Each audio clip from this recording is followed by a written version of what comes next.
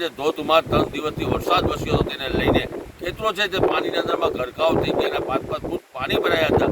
આપણે પેલા ખેતરના સીધા દ્રશ્યો બતાવીશ. આ ખેતરના દ્રશ્યો જોઈ શકો છો કે ખેતરની કેવી દશા છે, કેવી હાલત છે, આપ જોઈ શકો છો. જે રીતે સામેલદાર વરસાદ વરસ્યો તેને લઈને ખેતરો હજારો વીઘા છે જમીન છે તે બરબાદ થઈ ગઈ છે. ખેડૂતે પોતે મહેનતે તે દવા અને ખાતરનો ખર્ચો કરી અને જે વાવેતર કર્યો હતો તેને લઈને વાવેતર છે તે પાણીના અંદરમાં પાક છે, પાક પાણીના અંદરમાં વહી ગયો. હવે ખેડૂત પાસે પૈસા નથી, નાણાં નથી.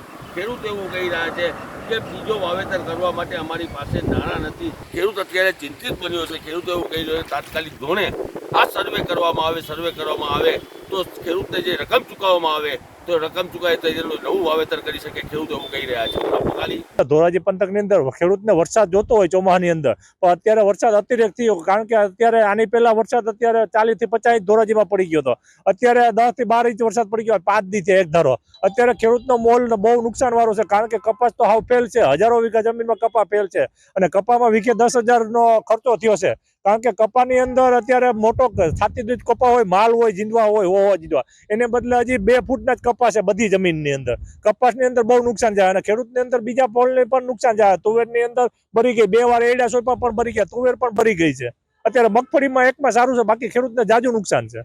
શું કહેશો, કેટલો વીઘે ખર્ચો કર્યો હતો? વીઘે 8 થી 10,000 નો ખર્ચો થઈ ગયો. તો ખેડૂતને અત્યારે એટલી પરિસ્થિતિ ખરાબ છે કે સરકારને એવું જાહેરાત કરી હતી પેકેજની, પણ અત્યારે હરેક ખેડૂતને પેકેજ દેવાની જરૂર છે. કારણ કે જેટલા ખાતેદાર ગુજરાત રાજ્યના છે એને બધાને નુકસાન છે, એટલે બધાને ખેડૂત દીઠ ખાતેદારને નુકસાનની વળતર આપી દે સરકાર. કેવી હાલત છે?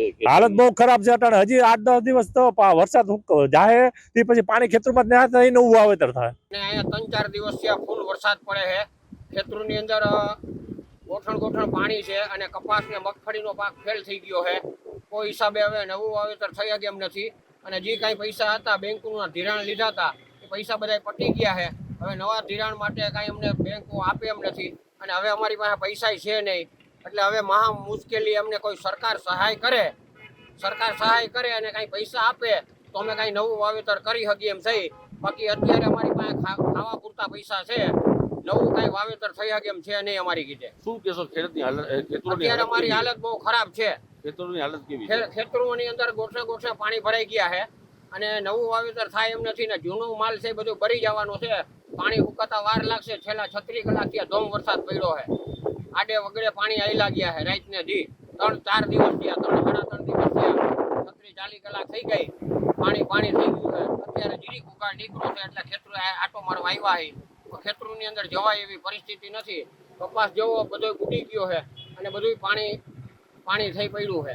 શું એવું છે કે સરકાર જો અમને કાંઈ સહાય કરે તો અમે કાંઈક નવું વાવેતર કરી શકીએ એમ છે. અત્યારે હાલ અમારી પાસે કાંઈ છે નહીં.